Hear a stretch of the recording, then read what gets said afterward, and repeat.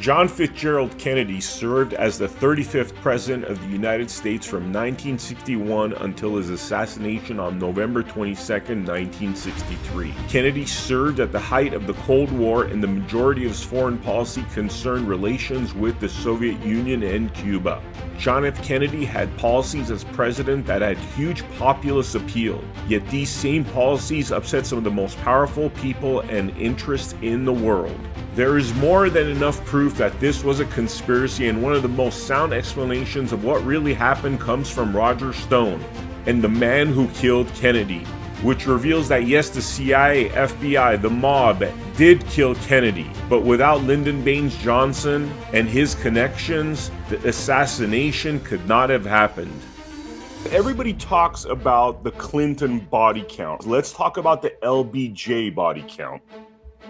Yeah, I think that Lyndon Baines Johnson was responsible for the murder of at least 18 individuals, and that's not counting the servicemen on the decks of the USS Liberty, which is an American battleship where Johnson authorized an attack on that ship by the Israelis, but in an effort to blame Arab entities in order to spark a war. Let's put that aside.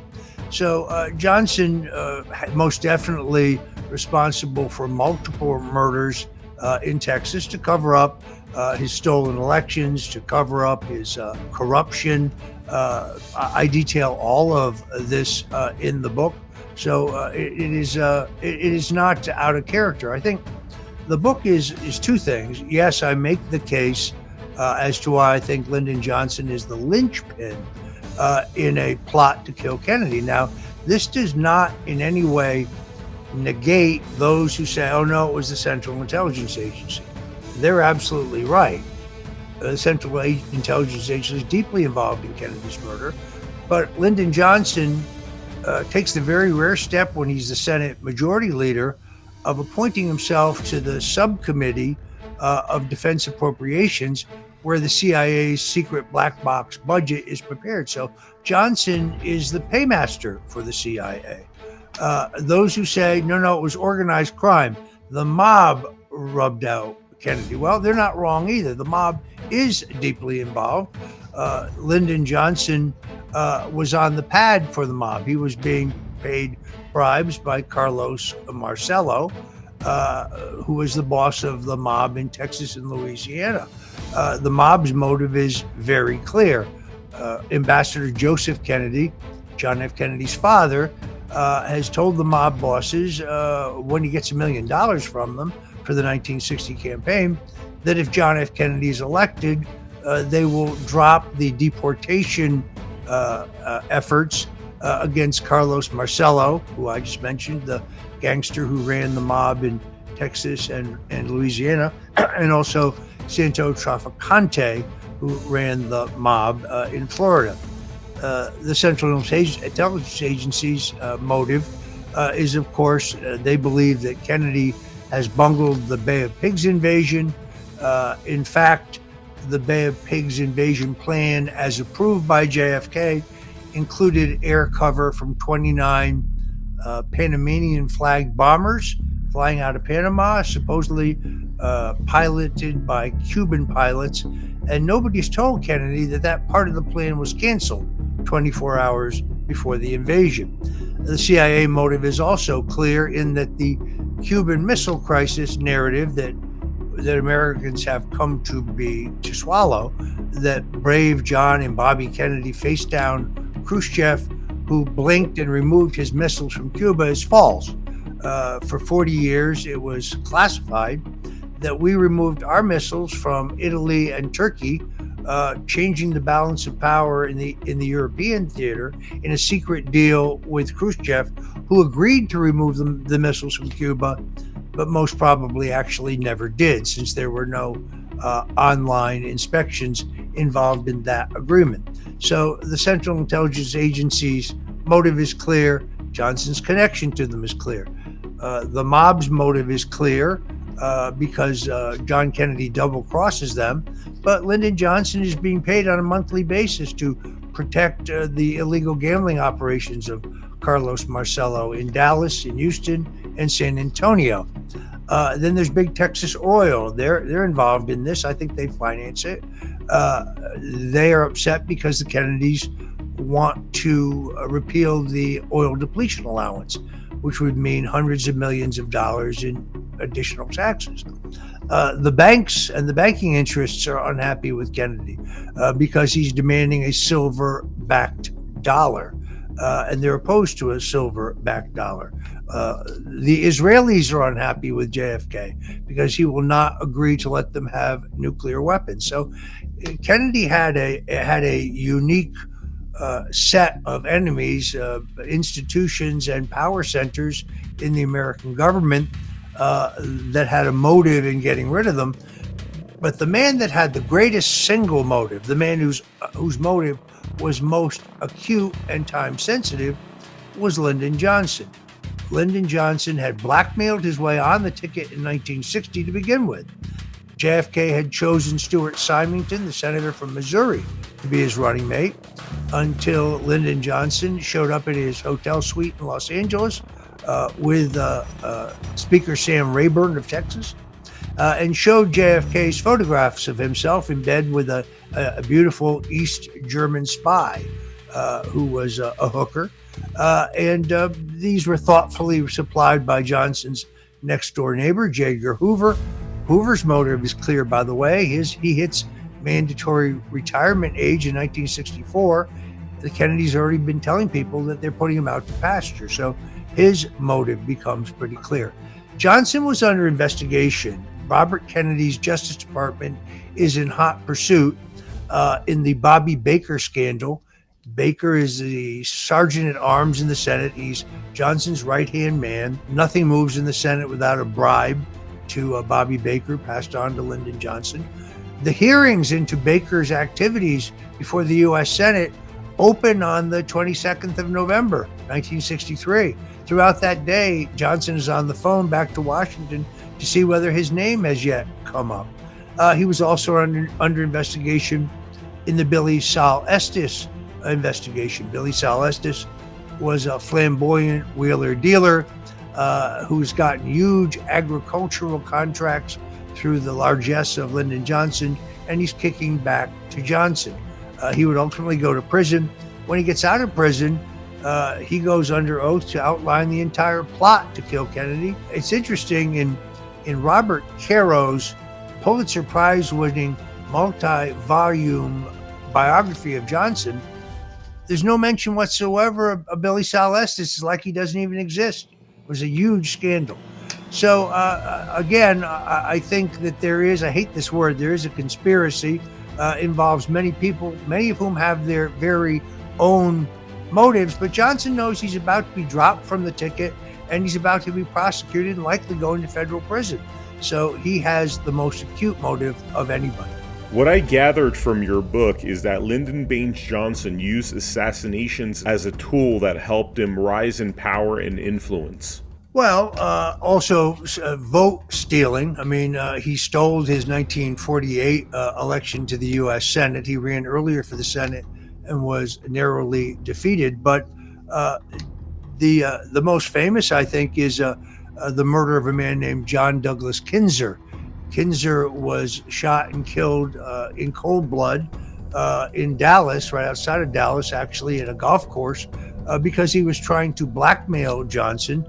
Kinzer was in some kind of romantic relationship with Johnson's sister. He was trying to blackmail Johnson regarding some things he had learned about the 1948 election. He is shot and killed by a man named Malcolm Mac Wallace, who's charged with first-degree murder, goes to trial in 1951. It's how we have his fingerprints. This becomes important in a moment. And he's the only man in the history of Texas to be convicted of murder, but get a suspended sentence. Wallace very clearly working at the U.S. Agriculture Department in a patronage job arranged for by Lyndon Johnson. Later goes to work for Temco, a defense contractor owned by D.H. Byrd, later renamed General Dynamics. He becomes important in this way. Uh, on the boxes, the cardboard boxes, in the so-called crow's nest on the 6th floor of the Texas School Book Depository building, there are fingerprints which for a long period go unidentified, but are later matched to those of Malcolm Mac Wallace. Wallace is an expert shot. He's also a Marine Corps veteran. He's a much better and higher rated marksman than Lee Harvey Oswald. No less than 6 witnesses tell either the FBI or the Dallas police that they see a man standing in the 6th floor window of the Texas School Book Depository building that meets the physical description not of 145-pound Lee Harvey Oswald wearing a white t-shirt, but a middle-aged man, balding, wearing spectacles, wearing a tan jacket and light-colored pants. That is very clearly Malcolm Mac Wallace. Interestingly enough, another man surfaces, a man named Loy Factor, a Native American. Factor later says that he was hired by Wallace as kind of the backup shooter, that Wallace saw him shooting in a shooting contest at a country fair a year earlier, told him he might have some work for him. Factor claims that he was on the 6th floor in the same room from which some of the shots at Kennedy were fired. Factor is to be believed because he perfectly describes the physical layout of the room, including the detail that there was a flat saw to the right of the window from which Kennedy was shot, because there was construction going on that floor. No way for Loy Factor to know that unless he was actually there. By the way, a number of the witnesses who say they saw the man matching the description of Malcolm Mac Wallace also describe a second man in the room who they say is dark complected, either Indian or perhaps Mexican. So yes, I think that there are multiple shooters. I think everybody has an interest here, but at least one shooter can be tied directly to Lyndon Baines Johnson through his fingerprints. And many people that were directly linked to the assassination, including Malcolm Wallace, including witnesses, insiders, journalists, started dying, committing suicide, being murdered right after the assassination. Then when the House Select Committee on Assassinations was established in 1976 to investigate the assassination of John F. Kennedy and Martin Luther King Jr., there were an unusual number of deaths, murders, suicides of those associated with the Kennedy assassination. Could you talk a little bit about the people around the JFK assassination that died and or were murdered before they could bring forth the truth? Yeah, probably the best known one. I mean, first of all, as you know, the syndicated columnist Dorothy Kilgallen just dies very mysteriously shortly after the assassination. She interviews Jack Ruby, the gangster who was responsible for shooting and killing Lee Harvey Oswald on national television, cold blood. She's starting to promote that she's got a killer story, is going to break the whole thing over, and then she dies under very mysterious circumstances. But I think largely, despite the very best efforts of the mainstream media to sell this idea that Lee Harvey Oswald, a lone nut, a communist, acting alone, shot Kennedy from the back 3 times. The American people have never quite bought that. We also know that Lee Harvey Oswald has no nitrates, no powder burns on his arms or his chest. So if he has shot a leaky World War II vintage Italian carbine, which he allegedly paid $29 for, he would have been covered with nitrates, but there are no nitrates on Oswald. I believe Oswald is exactly what he says he is. What does he say when they bring him out in public? I'm just a patsy. He says, I'm a patsy. I didn't shoot anybody. I think he's telling the truth. Why, by the way, they would parade him out in public is an interesting question. I suspect they did so because, he needed to be silenced, and of course he was. The Warren Commission is, as Nixon once told me, the greatest goddamn hoax of all time. And they claim that Jack Ruby had no known association with organized crime, which is, of course, laughable. His real name, Jacob Rubenstein, had worked for the mob in Chicago, had worked for Marcello, running a casino in Cuba. He's a button man for the mob, and that's pretty fairly known.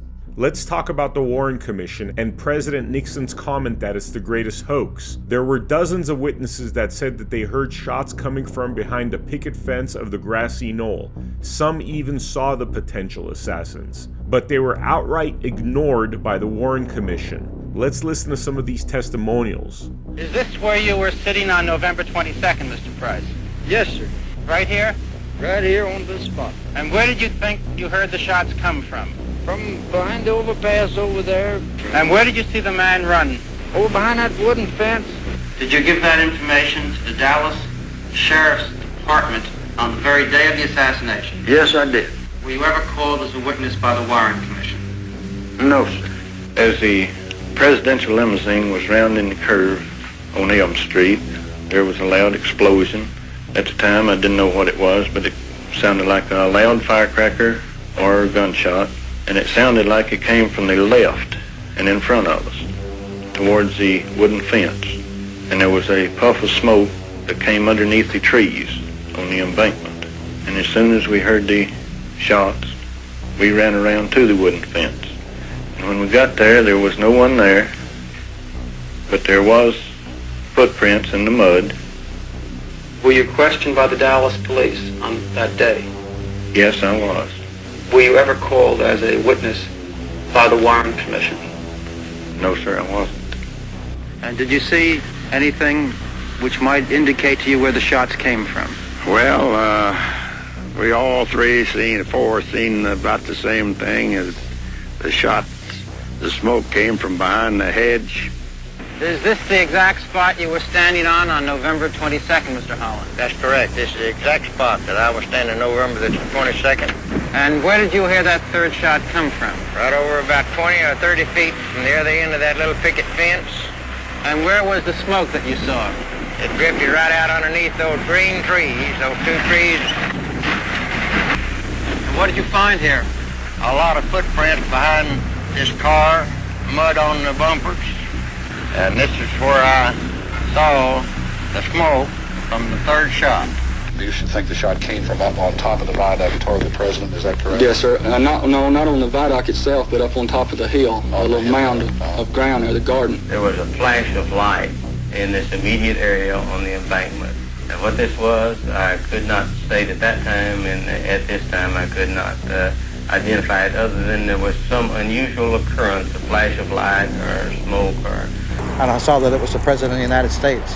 And as I was panning down this direction, just as I got to about this position, a shot come right past my left ear. And that meant it would have had to have come from this direction. And to me, it seemed like a second shot was at least fired over my head. The Mormon photo was taken at the exact moment the kill shot was delivered to President Kennedy. The following experts from the Badgeman documentary show three figures could be made out in the photo. Gary Mack was the first to isolate the image, now known as Badgeman. What I was looking at, to a lot of people, might have just been like looking at an ink blot or something. And all of a sudden I started to see eyes and ears and forehead. And we realized that this fellow was probably wearing a police uniform or some type of uniform that was close enough to what the Dallas police were wearing so that he could pass as a police officer. And really, to me, that was the one scary moment. A police officer in that location, away from where people were watching. If anyone did see him, they wouldn't think anything about it, because there were police in that area, although nowhere near where we see this guy. So this guy was an imposter. And I thought it was a police officer because he had a uniform of a police officer. And I think they knew the evening of the assassination that there was a second gunman up on the grassy knoll. This colorized version of the Badgeman picture was shown to Gordon Arnold for the first time. If it's a flash, it would be like off of a muzzle flash. This looks like a police officer because that would be the badge.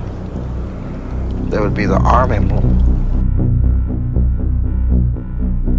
Looking at the Warren Commission, you have individuals that are clear-cut enemies of John F. Kennedy, seem to have been put there for a purpose by LBJ to create this false narrative. Then you have individuals that seem to have been rewarded by political success. Do you want to talk about that topic? Certainly. Let me take them piece by piece. First of all, J. Edgar Hoover and the FBI complete their investigation into Kennedy's murder in less than 7 days.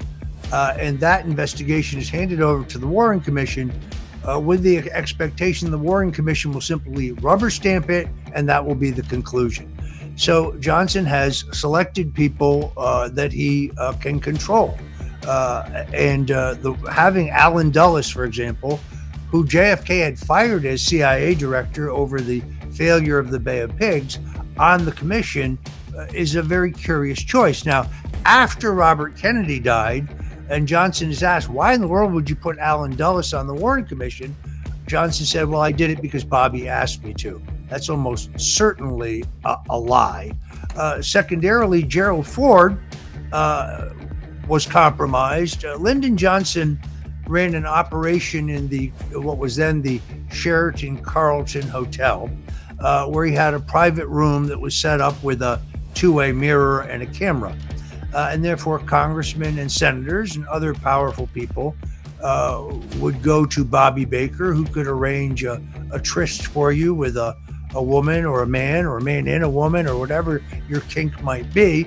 And of course, little did they know that all of this was being filmed. And therefore, Johnson had blackmail information on many people. We know one of those people to be Gerald Ford. That way, Ford, when there were serious questions about the conclusions reached by the FBI, and therefore the conclusions that were about to be adopted by the Warren Commission, a deputy to J. Edgar Hoover, the FBI director, went to Ford and specifically asked him to take the diagram in the official autopsy of Kennedy's body and change with a pencil the depiction of the wound in Kennedy's upper back to the base of his neck, which Ford admitted to the New York Times he actually did. The Warren Commission never gets any autopsy photos. They get artists' renderings of the autopsy photos. Arlen Specter is a little bit more complicated, in all honesty, because I knew him well, and we fought about this, after a couple martinis.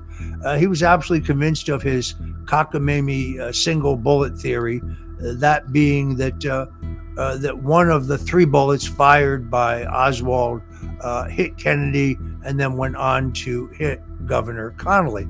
The problem with that is a man named Jim Tague, who I got to interview for my book before he died. Right after the presidential car had turned the corner, I heard these three loud noises. When I jumped behind the concrete abutment, I felt something sting me on the face as I was standing down there. I said, just sting, and Walters looked at me and says, yes, says, you got blood on your cheek. He says, look there on the curb, there was a very visible mark on the curb where a bullet had struck.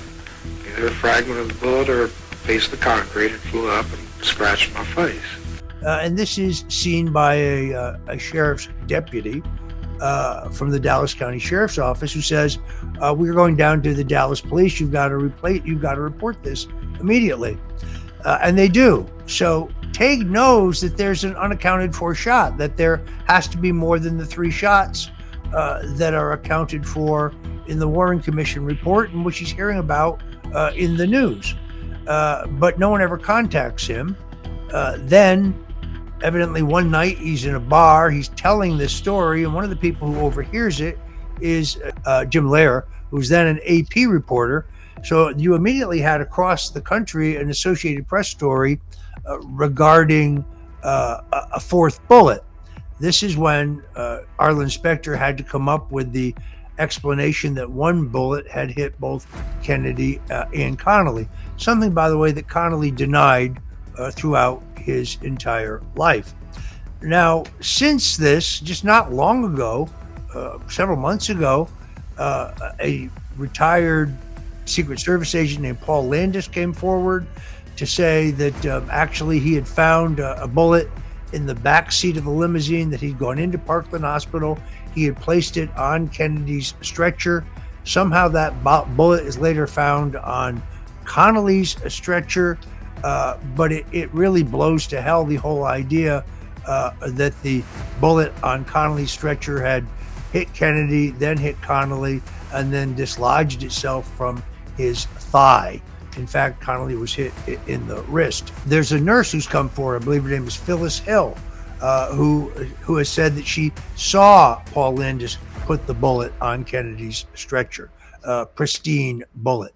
Additionally, now you have a number of the Parkland hospital doctors who've come forward in an extraordinary new documentary to say that actually they saw wounds in JFK at Parkland Hospital consistent with him being hit from both the front and the back, and that the wound in his throat, which is described as having come from behind and an exit wound, is in fact an entry wound from the front.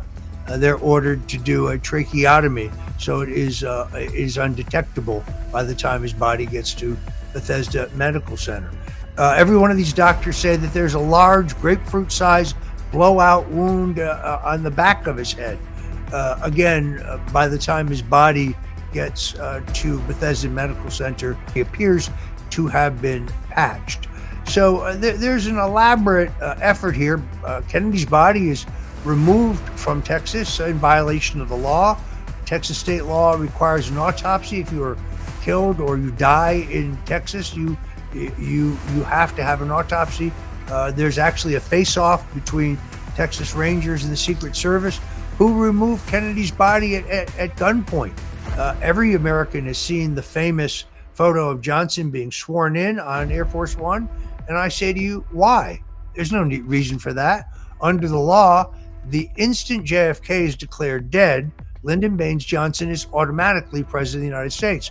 There's no oath required. And Johnson, as we now know, called Robert Kennedy, the Attorney General, back in Washington to ask him to get the exact oath because he was going to take the oath. This is Johnson twisting the knife in his arch rival, Robert Kennedy. We also know the judge who swore Johnson in had just been rejected by JFK for a federal judicial appointment. She was a state judge. As soon as Johnson becomes president, she is appointed to the federal bench. And of course, very famously in the newsreel footage and in some still photographs, Johnson, after being sworn in, winks at one of his colleagues, a Texas segregationist Democrat with a bow tie, I can't recall his name at the moment, who was in all of the pictures. So the whole purpose of that scene, which was legally unnecessary, was to get the imprimatur of Jacqueline Kennedy, who's clearly still dazed, splattered with blood, standing next to him to connote the legitimacy onto Johnson's presidency. If you read the memoirs of several of his aides, they say his greatest single fear was that Robert Kennedy was going to start asking the wrong questions, that Robert Kennedy would see through the events of that day.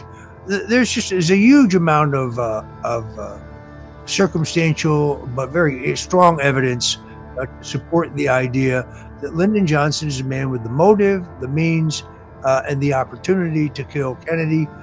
It is Johnson who, through his sitting governor, John Connolly, who was previously Johnson's chief of staff in the Senate, that they insisted on a motorcade route that went through the city and went through Dealey Plaza.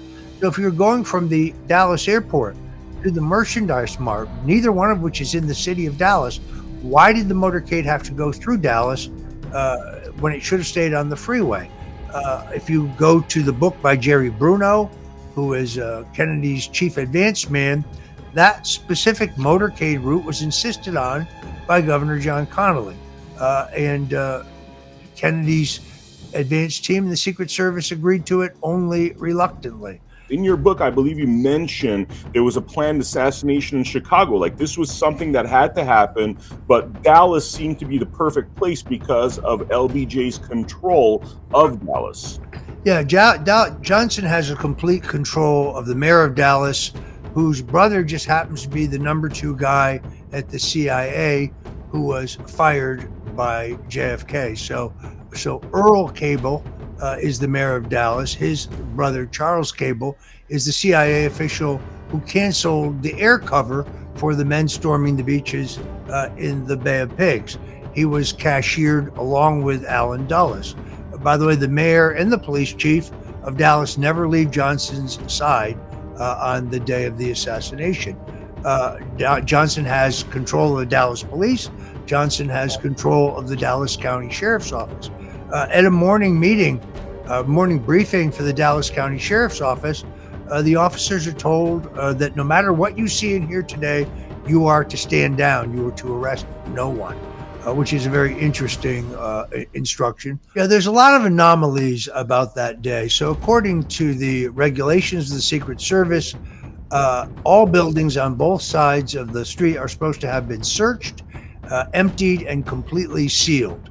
Obviously, that doesn't happen. There's supposed to be 6 motorcycle cops, 3 abreast on either side of the presidential limousine.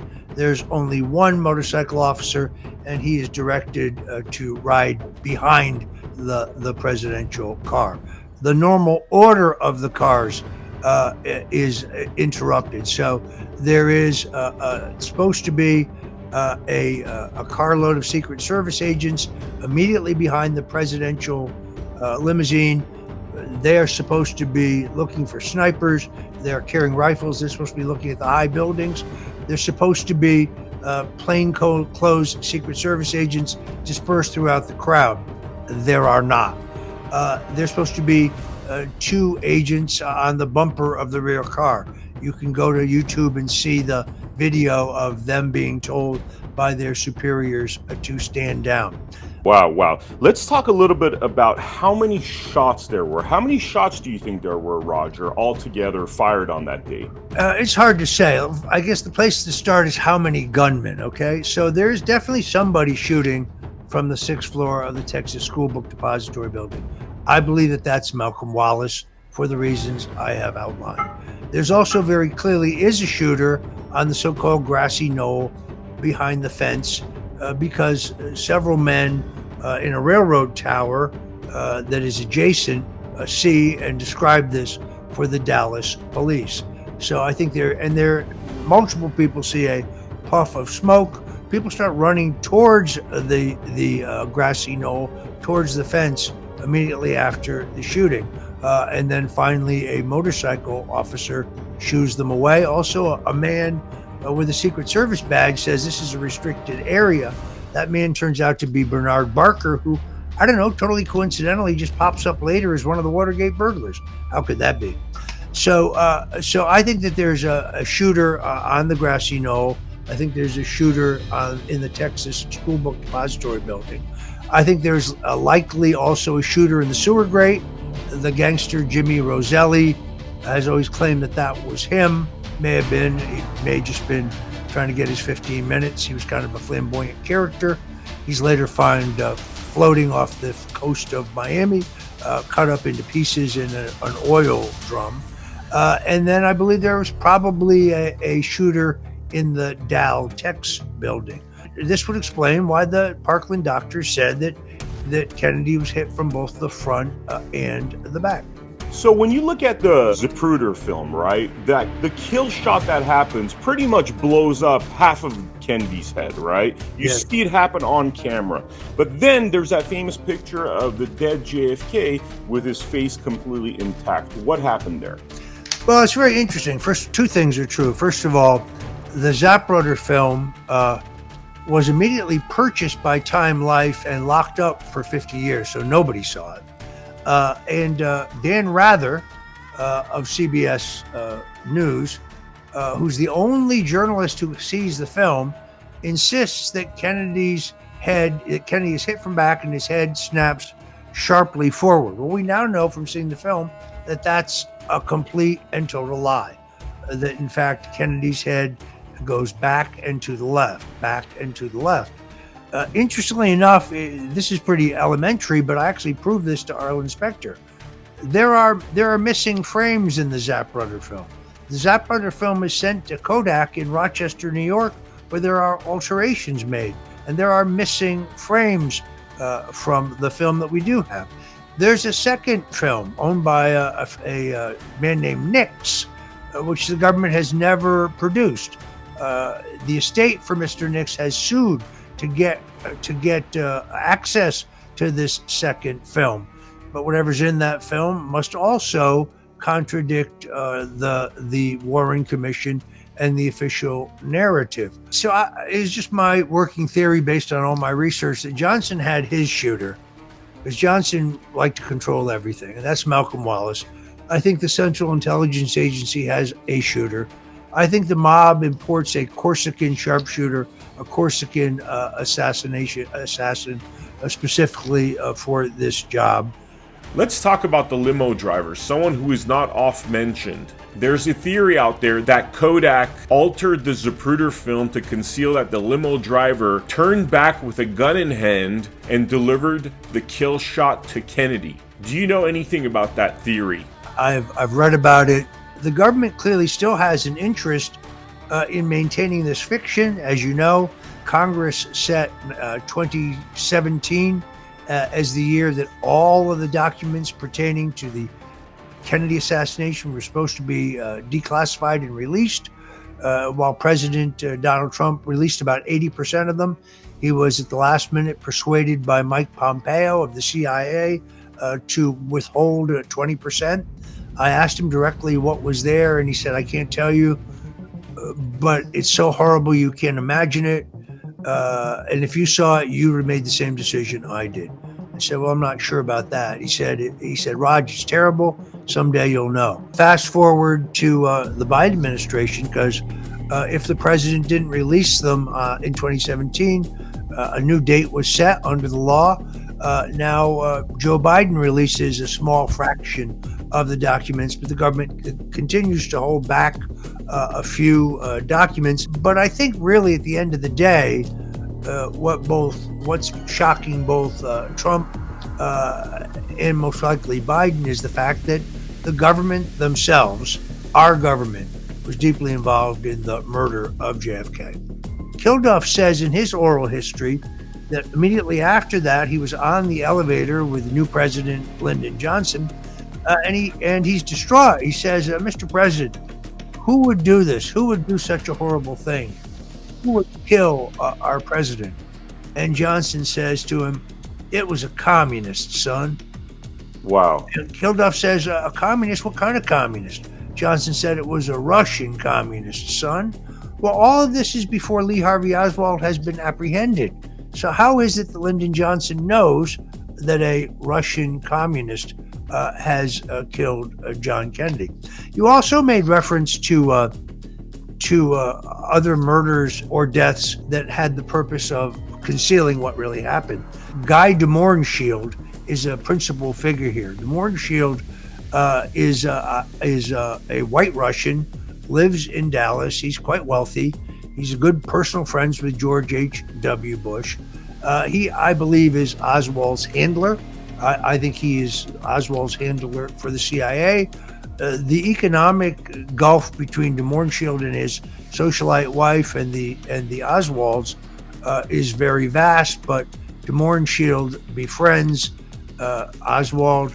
De Mohrenschildt is involved in helping Oswald get placed in a job in the Texas School Book Depository building, introduces him to a woman named Ruth Payne, who's a very, very interesting and suspicious character in this drama. De Mohrenschildt would later write a very strange letter to George H.W. Bush when he was the CIA director and say, I've got real problems here. I'm really worried about my personal safety. It has to do with some of the things that happened in Dallas. I really need your help. He gets a form letter back from Bush saying, gee, George, I have no idea what you're talking about. Have a nice life. Now, de Mohrenschildt, who's living in Palm Beach at that time, Palm Beach, Florida, gets a subpoena from the House Select Committee on Assassinations. And that very same day, he allegedly blows his brains out with a shotgun. Again, very difficult to do. And he was writing a book on the JFK assassination titled I'm a Patsy, which supported that, yes, there was a conspiracy, and he considered himself responsible for Oswald's actions. In terms of my book being a personal portrait of Johnson, Johnson was a psychopath. I mean, he was a pill popper, he was an alcoholic, he was a womanizer, he was a sadist, he was a notorious liar, he was a glutton, he was extraordinarily greedy, he was a functioning lunatic. His staff was deathly afraid of him. Many on his staff, in their own memoirs or oral histories, questioned his sanity. This is a man who, as you know, conducted White House staff meetings while sitting on the toilet defecating, which he did not just to be crude, but which he did in order to humiliate all of those Ivy League White House aides that he had inherited from JFK.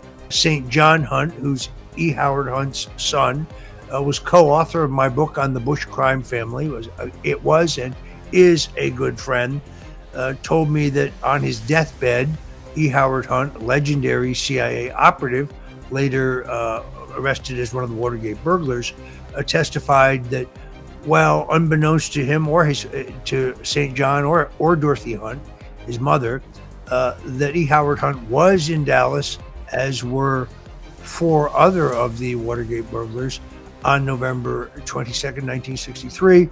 And he said Johnson was running the show, his words. Nixon basically said that LBJ killed John F. Kennedy. He says, well, I bet you that President Johnson is going to be real pleased when he finds that now they're calling me the #1 bomber.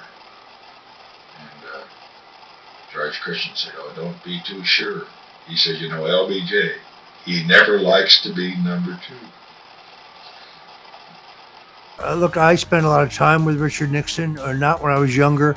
I worked on his 1972 campaign. I worked as just getting out of high school, but I didn't really get to know Richard Nixon on a personal basis until 1977, 79, when I was Young Republican National Chairman, but then on a more intense basis in 1980.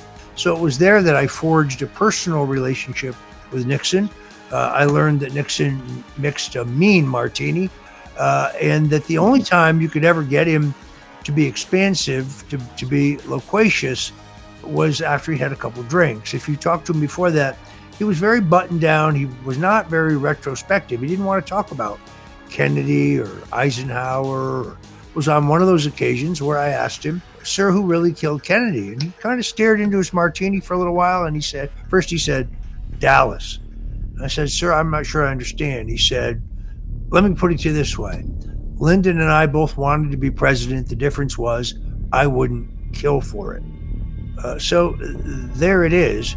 Nick Ruey, who was Nixon's longtime body man, traveling aide, he was with Nixon when Nixon was watching TV on his Park Avenue apartment in New York City, when he saw Jack Ruby blow away Lee Harvey Oswald. Nixon jumped out of his chair and said, I know that man. That's Rubenstein. Murray Schottner brought him to me. He works for Lyndon Johnson. And indeed, I was able to find records in the House of Representatives archive that at the request of Congressman Lyndon Johnson, Congressman Richard Nixon, who had some leftover money in a staff budget, had hired Jack Rubenstein, later known as Jack Ruby, as an informant for the House Un-American Activities Committee. There is the link between Johnson and Ruby. We're talking about a president that was talking about breaking up the CIA, not going to Vietnam, challenging the Federal Reserve, challenging the secret cabal. Now we have somebody like President Donald Trump. Historically, I draw a direct line. So I think those who took out John F. Kennedy in a bloody coup through murder, he was challenging the power of the Central Intelligence Agency. Let's go all the way back to Eisenhower. On his way out, Eisenhower warns us about growing power of an unelected elite that he calls the military-industrial complex. Today we call them the deep state. It's the same thing. Kennedy is murdered for multiple reasons. He will not let Israel have nuclear weapons. He wants to repeal the oil depletion allowance. He insists on a silver-backed dollar. He deeply distrusts the Central Intelligence Agency. He does not want war with the Russians. He's opened secret back channel discussions with Castro. There are many reasons why they want him gone. I think Nixon is taken out in a silent coup as well.